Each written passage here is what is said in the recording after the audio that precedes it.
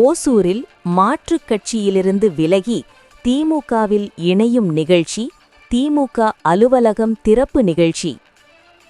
கிருஷ்ணகிரி மாவட்டம் ஓசூர் மாநகராட்சிக்கு உட்பட்ட 39வது வார்டு மாநகர துணை செயலாளர் கோபாலகிருஷ்ணன் அவர்களின் ஏற்பாட்டில் மாநகர துணை செயலாளர் திமுக அலுவலகம் திறப்பு விழா மற்றும் மாற்றுக் கட்சியிலிருந்து விலகி திமுகவில் இணையும் நிகழ்ச்சி நடைபெற்றது.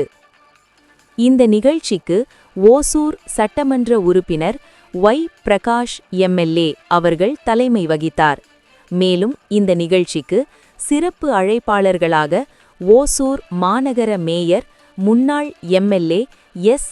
சத்யா, துணை மேயர் ஆனந்தையா, மாவட்ட பொருளாளர் சுகுமாரன், அவை தலைவர் செந்தில்குமார், மாநகர பொருளாளர் தியாகராஜன், தலைமை செயற்குழு உறுப்பினர் எல்லோரமணி, மண்டலக்குழு தலைவர் ரவி, ஆதிதிராவிடர் நலக்குழு அமைப்பாளர் குரு என்கிற முனிராஜ் ஆகியோர் சிறப்பாக கலந்து கொண்டு கட்சியில் இணைந்த அனைவருக்கும் கருப்பு சிகப்பு துண்டு அணிவித்து வரவேற்றனர்.